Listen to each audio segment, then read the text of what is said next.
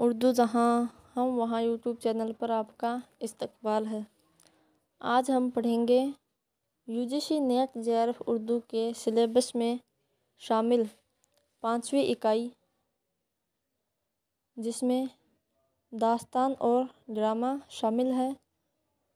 آج ہم داستان کے بارے میں پڑھیں گے، جو پہلی داستان ملا وجہی کی سب رس ہے، اس کے بارے میں تفصیل سے جانیں گے۔ ملا وجہی کا پورا نام ملا اسد اللہ وجہی، یاد رکھیں کئی بار پوچھا گیا ہے کہ وجہی کا پورا نام کیا ہے، تو ملا اسد اللہ وجہی، اور ان کی ولادت 1566 عیسوی میں گولکنڈہ میں ہوئی اور وفات 1659 عیسوی میں حیدرآباد میں۔ ولادت گولکنڈہ میں ہوئی اور وفات حیدرآباد میں ہوئی ان کے خطاب دیکھیے۔ ملک الشعراء ملا وجہی قلی قطب شاہ کا درباری شاعر تھا، اور یہ خطاب بھی اسی نے دیا تھا، یعنی ملا وجہی کو ملک الشعراء کا خطاب قلی قطب شاہ نے دیا تھا۔ اگر پوچھ لیا جائے کہ ملا وجہی کو ملک الشعراء کا خطاب کس نے دیا، تو قلی قطب شاہ نے دیا۔ داستان سب رس ملا وجہی نے عبداللہ قطب شاہ کی فرمائش پر 1635 عیسوی میں لکھی تھی، یاد رکھیں۔ سب رس یہ جو داستان ہے، اس کو ملا وجہی نے کس کے عہد میں لکھا، تو عبداللہ قطب شاہ کے عہد میں، اور کب؟ 1635 عیسوی میں۔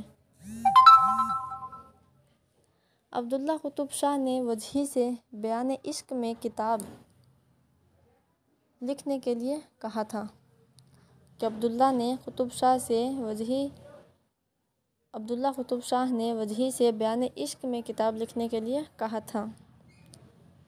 سب رس کے مرکزی کردار دیکھیے کہ سب رس میں کل چھوٹے بڑے 76 کردار ہیں۔ اگر پوچھ لیا جائے کہ داستان سب رس میں مکمل کتنے کردار ہیں، تو 76۔ سب رس کے اہم کردار حسن، دل، عشق، عقل اور نظر۔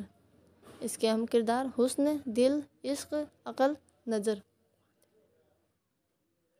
سب رس کا مرکزی کردار دل ہے، جو ہیرو ہے داستان کا، اور حسن یہ اس داستان کی ہیروئن ہے۔ دل ہیرو ہے اور حسن ہیروئن۔ شیشتان، عقل، دل، شہر، دیدار، عشق، حسن۔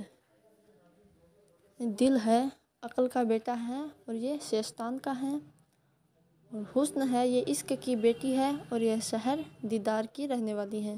اور دل عقل کا بیٹا ہے اور یہ شیشتان کا رہنے والا ہے، اور حسن عشق کی بیٹی ہے اور یہ شہر دیدار کی رہنے والی ہے۔